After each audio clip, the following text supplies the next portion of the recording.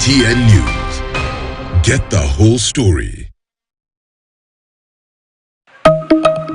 Katika batalion ile mimi nilikuwa naye, ile nilikuwa naongoza, hakuna jenerali mwingine anabaki isipokuwa mimi. Akiwa na umri wa miaka 16, Joseph Macharia Mwangi almaarufu Jenerali Githuki alijiunga na Dedan Kimathi msituni kupinga ukoloni wa Mwingereza Oktoba mwaka 1953. Jenerali Githuki amekuwa akiongoza zaidi ya majenerali 40 tangu uhuru wa Kenya.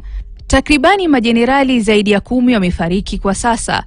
Baadhi ya majenerali hao ni pamoja na Jenerali Kamwamba, Jenerali Matanjao na Jenerali Ndungu Gisheru.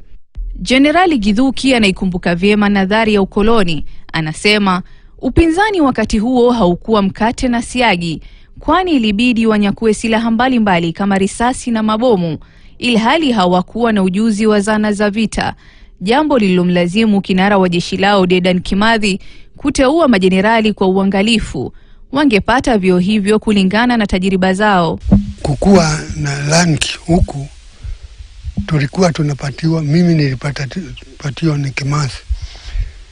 Kiongozi anaona bidii yako, mtu anapatiwa kwa bidii yake ya kazi yake.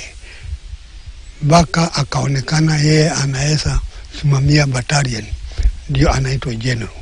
Githuki aliteuliwa kuwa jenerali akiwa na umri wa miaka 16.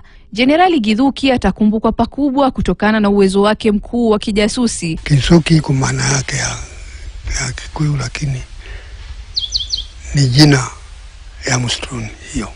Ni mtu ambaye anakibiria mambo na anafanya mambo kwa haraka na anafanya mambo bila kujulikana. Anakwenda bila kusema anakwenda. Wakati huo wa upinzani, mkoloni alitangaza kuwa yeyote atakayeleta kichwa cha wanamgambo wa maumau atazawadiwa, kwani walikuwa miba kooni mwa Mwingereza. Dedan Kimathi alitangazwa namna hii. Wakati kama mtu anashika Dedan Kimathi au amuone nini, atapatiwa 12,000. Mtu akishika Mathenge Mirugi atapatiwa shilingi 8,000. Mimi Githuki nilikuwa natangazwa katika Ulaya, ndio alikuwa huko ndio 6,000.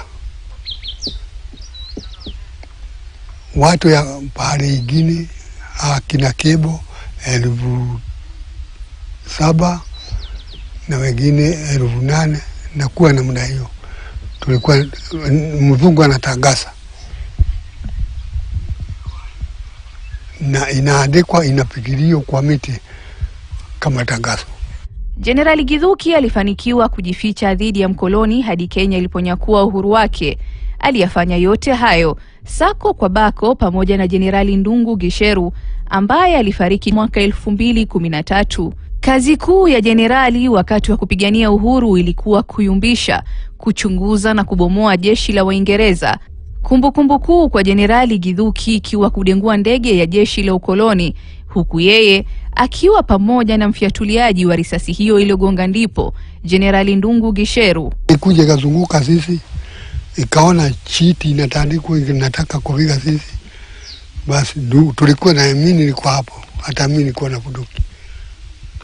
Lakini Ndungu Gisheru huyu akachukua bunduki. Na sisi yote tukachukua yetu. Sasa ile anapiga ndege, si ile kiongozi tu. Ndio ni wimbo, iko wimbo ya Ndungu na wimbo ya ndege. Mundu cio mukona mukuhi niwe Ndungu muru wa Gisheru, no aruruka ndege cio kite guthinia itungati. Wimbo hiyo tulifanya hapo. Hata hivyo, jenerali huyu wa mwisho wa maumau anasema kuwa licha ya kupigania uhuru na kujitolea pakubwa, mashujaa wa vita wametengwa na kusahaulika nchini na kuzikwa katika kaburi la sahau. Baada ya kutoka msituni hawakujua waanze wapi kujimudu kimaisha, jambo lililoathiri kiuchumi. Maumau ilikuwa inapigania watu wote, watu nyeusi, na ilikuwa inasema mzungu aende. Na mzungu wakati alienda, sisi hatukupata, wale walipigana hakupata mali ya au usaidizi yoyote ya kupigana.